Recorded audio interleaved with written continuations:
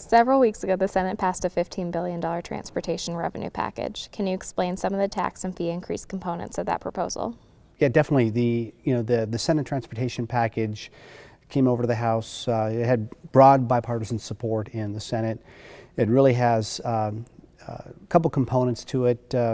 One is the fee and tax increases, and I'll go over those real briefly. But then the other important piece of that was the reform bills that came over separately.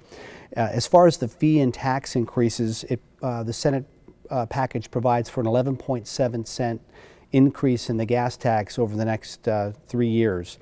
It additionally gives Sound Transit new taxing authority for a 0.5% sales tax increase, a 0.03% MVET, and that's on top of the existing MVET, motor vehicle excise tax, and 10 cents per thousand of assessed valuation. So Sound Transit gets that additional taxing authority on top of the 11.7 cent gas tax increase, which will fund 16 years of new projects.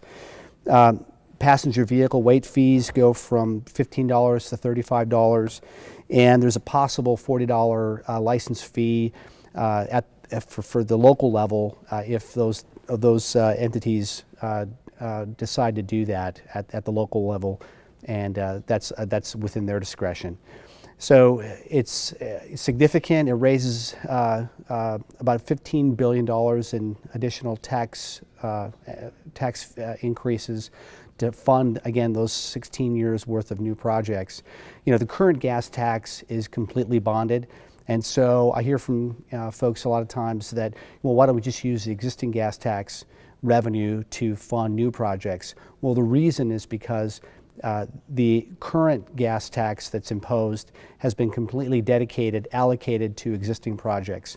So if we're going to build anything additional, there has to be a new revenue source, and the gas tax is generally the best way to fund new transportation projects because under our Washington State Constitution, the gas tax revenue is protected and it must be used for highway purposes, state highway purposes. It can't be siphoned off into the general fund. It can't go for bike lanes or transit. It must be used for highway purposes. And so that's why there's a direct nexus between the gas tax and the projects that are being funded. As I mentioned, the reform bills, which are equally important.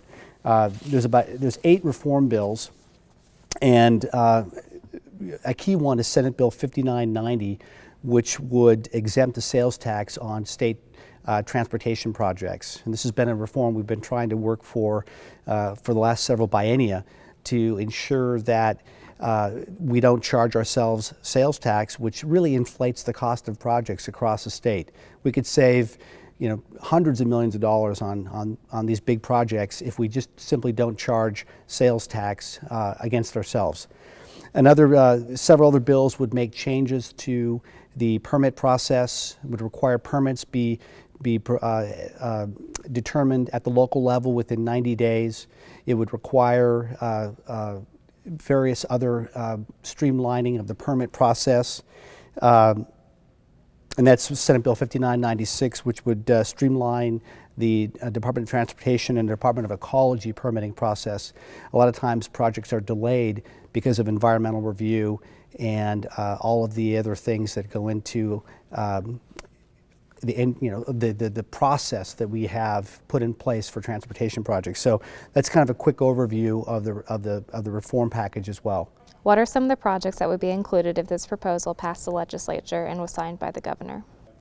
Well, the Senate transportation package includes projects across the state, and that's one of the good things about the Senate packages.